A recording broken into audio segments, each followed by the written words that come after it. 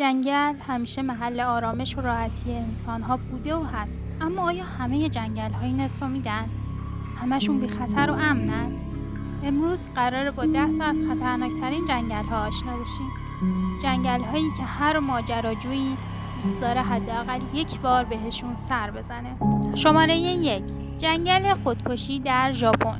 جنگل خودکشی آوکیگاهارا جنگلی انبوه و مرموز در جزیره شمالی هوکایدو است.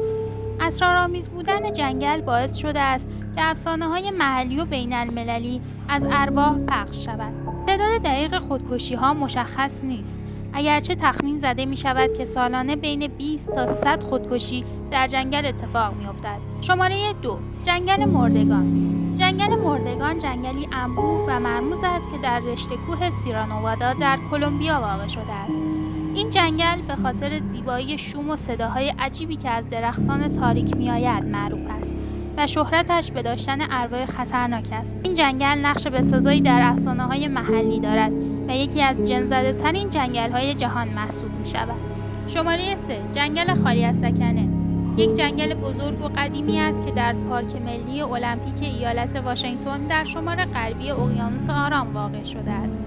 این جنگل به خاطر درختان باستانی‌اش که بسیاری از آنها بیش از 1000 سال قدمت دارند و صداهای عجیبی که درختان تولید می‌کنند شناخته شده است و همچنین دارای فضایی اسرارآمیز با تاریخچه‌ای بسیار جالب است.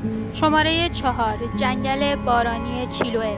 یک جنگل بارانی وسیع و متنوع است که در جزیره شیلی واقع شده است. این جنگل بارانی با وسعت بیش از 1200 مایل مربع زیستگاه گونه‌های متنوعی است و بستر گرم برای تنوع زیستی محسوب می‌شود. به دلیل رطوبت هوا و فضای وهم‌آلودی که دارد، اغلب مردم از آن دوری می‌کنند. شماره 5: جنگل‌های کاووس کانگو. جنگل‌های انبوه و مرموز در جمهوری دموکراتیک کانگو است که در حوزه رودخانه کانگو واقع شده است.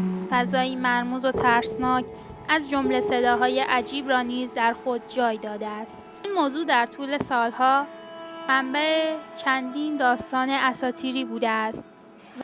شماره 6: جنگل باستانی پاتاگونیا در آرژانتین. این جنگل بیش از 58,000 مایل مربع را پوشش می‌دهد و برای هزاران سال خانه برخی از بزرگترین درختان جهان بوده است. این جنگل به عنوان کانونی برای گونه‌های در حال انقراض شناخته می‌شود. درختان جنگل همچنین به تولید صداهایی معروف هستند که برخی آن را به وجود اجنه و ارواح نسبت می‌دهند. قبل از اینکه به جنگل‌های نفرین شده بپردازیم، یادتون نره که این ویدیو رو لایک کنید. شماره 7: جنگل‌های نفرین شده. جنگل‌های مرموز و مخوف در کشور رومانی است که در کوه‌های کارپات قرار دارند. این جنگل‌ها به خاطر تنوع زیستی منحصر به فرد و تاریخچه اتفاقات عجیب و غریب شناخته شدند. طبق افسانه‌های محلی در این جنگل‌ها ارواح و موجودات ماورالطبیعی زندگی می‌کنند که مسئول حوادث متعدد و فعالیت‌های غیرقابل توضیح‌اند. شماره 8: جنگل‌های تاریک. جنگل‌هایی مرموز و ترسناک در کشور لهستان است که در دشت‌های اروپای غربی واقع شده است. این جنگل‌ها به خاطر وجود جو تاریک و شوم و همچنین تنوع زیستی متنوعشان شناخته شدند. افسانه‌ها در این منطقه فراوان است. افسانه‌ها از ارواح و حتی خوناشام‌های ساکن در جنگل صحبت می‌کنند. شماره 9: جنگل‌های اسرارآمیز نیوزلند.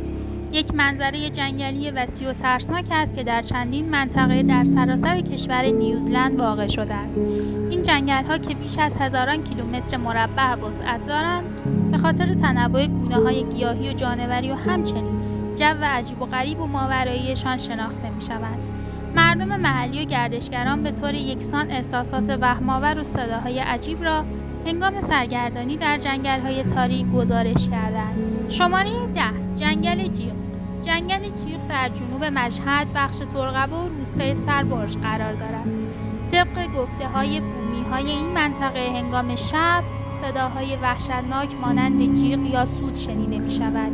البته اهالی اطراف این جنگل معتقدند این صداها چند سالی است که شنیده می‌شود و قبلاً خبری از این اتفاقات مرموز و وحشتناک نبوده است. صداهای شنیده شده به صداهای برگ درختان و تکان خوردن آنها در باد و همچنین جیرجیرک‌ها شباهتی ندارد. اینم از بررسی 10 جنگل ترسناک. یادتون نره ویدیوی بعدی ما با موضوع 10 حقیقت راجع به ارواح رو از دست ندید.